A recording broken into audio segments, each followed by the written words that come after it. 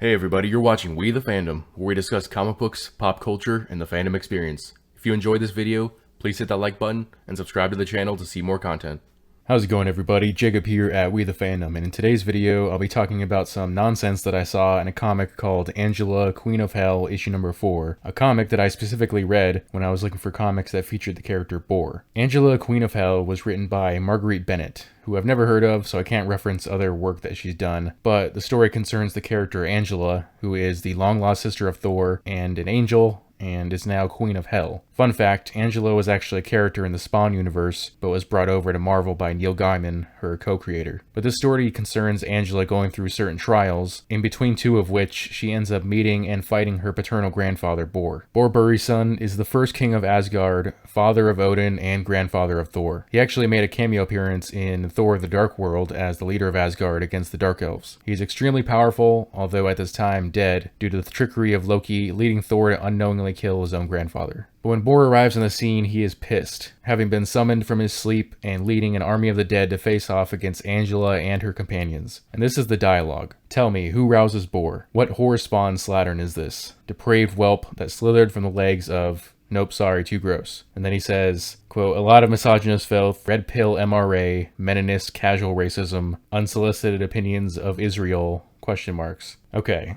so... other than the fact that this writing is just obnoxious and self-serving, none of the characterizations of Bor even make sense. Bor has only made a handful of appearances in Marvel Comics, with his first one being in Journey into Mystery 97 and 1963, and he obviously looks different than he does now, but that's most likely because he wasn't a character that was used very often, and so they didn't mind changing designs later on. His other main appearances, meaning times that he not only appeared but also interacted with other characters, including his first appearance in his current form in Thor issue 600, where Loki brought Bor to Earth and used illusion magic on both Bor and Thor. The two fought each other thinking the other was an enemy, and Thor ended up killing his grandfather. He shows up again in Avengers Prime number 4, where he gets summoned by Hela to try and lift Thor's hammer, but it ends up just being a trick and she gets rid of him. His next appearance is during the New Mutants Exile story, where he shows up to officiate the wedding between the Disir, his Valkyries, and the Norse hero Sigurd. It's part of this event that I assume the writer is referencing when Angela calls Bor a misogynist and accuses him of having cursed his handmaidens. What she means by misogyny, I don't know. The way he talks, to me, isn't so much misogyny as it is the fact that he's an ancient Asgardian god. That's just kind of how they talked back then. In terms of the curse, the people that he cursed weren't handmaidens, they were Valkyries. And the reason he cursed them was because they broke an oath that they swore to him. An oath not just to be loyal to Bor, but also to remain chaste. So these weren't some poor servants that he cursed because it seemed fun. These were warriors who voluntarily swore and broke an oath by basically having sex with a bunch of dudes. Getting into the other dialogue, I don't know what MRA stands for or what meninist casual racism means, but I can say that it is extremely illogical for an ancient Asgardian dead god to know anything about the red pill concept or the idea that he'd have opinions on Israel. Multiple human lifetimes happen in the blink of an Asgardian who lives for millennia. Why Bor of all people would give a crap about Israel, I don't know. He was originally trapped by Loki's magic thousands of years before Israel was even a nation. Hell, mankind was just barely around before he was gone. But that's the thing. There doesn't need to be logic to it. His dialogue doesn't need to make sense. Marguerite Bennett literally wrote the names of different types of rhetoric as dialogue and passed it off as cutesy while also trying to tell Bor off for having ideas that he almost certainly doesn't have. In her world, all masculinity is basically evil and all evil things are synonymous. In her creatively bankrupt mind, this was a clever tactic to literally project her idea of what a man's personal beliefs are into his dialogue without even the most microscopic amount of nuance. Which really sucks because in other books, Angela is actually a badass addition to many stories. Unfortunately, this miniseries loses any credibility due to the writer's desire to say, men bad. Forgot to mention that this comic is 5 or 6 years old, but I've seen people sharing this panel around and pointing out how ridiculous it is, and rightly so. But let me know what you guys think about this comic in the comment section below.